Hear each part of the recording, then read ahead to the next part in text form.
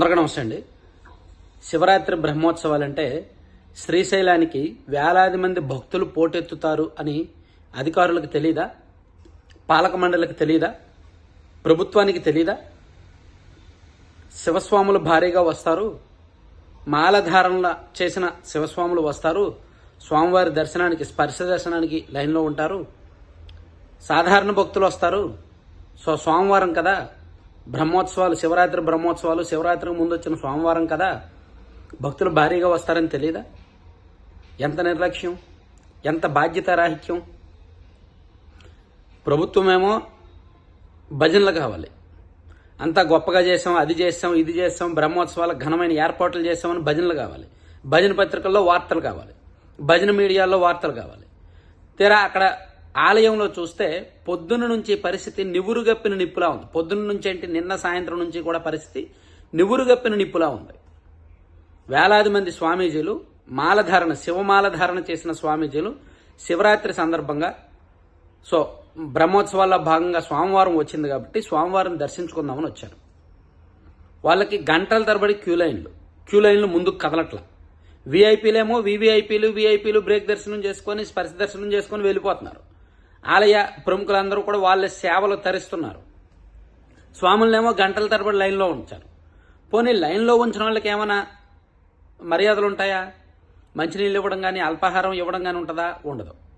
తిరుమలలో అంటే ఒక 24 గంటల లైన్లో ఉన్న, 30 గంటల కంపార్ట్మెంట్లో ఉన్న అల్పాహారం ఇస్తారు, సాంబార్ రైస్ ఇస్తారు, దద్దోజనం ఇస్తారు, ప్రసాదం ఇస్తారు, లేదా చిన్నపిల్లలు అయితే పాలు ఇస్తారు, మంచినీళ్ళు ఉంటాయి, అన్నీ ఉంటాయి.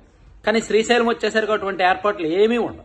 పోనీ బ్రహ్మోత్సవాల సందర్భంగా అయినా సరే ముందుగా రివ్యూ చేసుకొని, ఇదిగో లాస్ట్ ఇయర్ 1,00,000 మంది వచ్చారు, ఈ సంవత్సరం 1,50,000 మంది వస్తారు, బిఫోర్ లాస్ట్ ఇయర్ ఇంతమంది వచ్చారు, ఈ సంవత్సరం ఇంతమంది వస్తారు, మనం ఏర్పాట్లు చేయాలి అని ముందుగానే ఏర్పాట్లు చేసుకోవాల్సిన కామన్ సెన్స్ లేదా? అసలు మహాశివరాత్రి బ్రహ్మోత్సవాలంటే సాధారణ శివాలయాలే భక్తులతో పోటెత్తుతాయే. అటువంటి మహాశివరాత్రి శ్రీశైల క్షేత్రంకి ఎంతమంది వస్తారండి? కేవలం ఇదంతా జరగడానికి అక్కడ ప్రభుత్వ నిర్లక్ష్యం అండ్ అక్కడ యంత్రాంగం వైఫల్యమే కారణం. Administration failure, purely administration failure.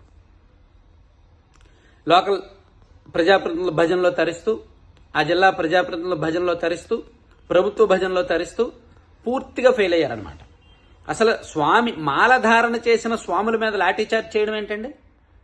అసలు పోలీసులు అంత సహనం కోల్పోవాల్సిన అవసరం ఎందుకు వచ్చింది? మెడలో మాలున్న వ్యక్తుల్ని మనం ఎంతగా గౌరవిస్తాం, చేతులెత్తి దండం పెడతాం, వాళ్ళల్లోనే మనం దేవుడిని చూస్తాం. అటువంటి వ్యక్తుల మీద, అటువంటి స్వామీజీల మీద లాఠీచార్జ్ చేస్తారా? సో వీలైతే సహనంగా చెప్పాలి. అక్కడ వీలైతే స్వాములకు ముందు దర్శనం కల్పించాలి. పక్కనున్న భక్తులను కాసేపు పక్కన పెట్టి స్వామీజీలకు ముందు దర్శనం కల్పించాలి. విఐపి ప్రోటోకాల్ బ్రేక్ అటువంటి దర్శనాలు ఆపేయాలి. లేని పక్షంలో వాళ్ళకి టైం చెప్పాలి. ఇదిగో ఇంకో 2 గంటలు పడుతుంది, లేదా ఇంకో 3 గంటలు పడుతుంది, అప్పటి వరకు మీకు అల్పాహారం లేదా ఈ మంచినీళ్ళు ఇస్తున్నాం, కాస్త సర్దుబాటు చేసుకోండి అని ఒక సమాచారం ఉండాలి. ఏర్పాట్లు లేవు, ముందస్తు సమాచారం లేదు, పర్యవేక్షణ లేదు, సరైన నియంత్రణ లేదు, ఏమీ లేదు. ప్యూర్లీ మరి ఇది ఎవరు ఫెయిల్యూర్? సో శ్రీశైలం దేవస్థానం అంటే మన రాష్ట్రంలో తిరుమల తిరుపతి దేవస్థానాల తర్వాత విజయవాడ తర్వాత శ్రీశైలం దేవస్థానమే ప్రముఖమైనది.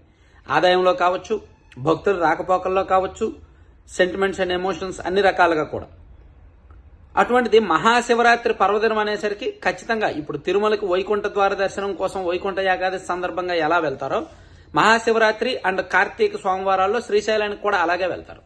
సో దానికి తగ్గ ఏర్పాట్లు వారం రోజుల ముందు నుంచే ఉండాలి. కానీ ఈ ఆలయంలో ప్రస్తుతం లేవన్నమాట, చేయలేదు.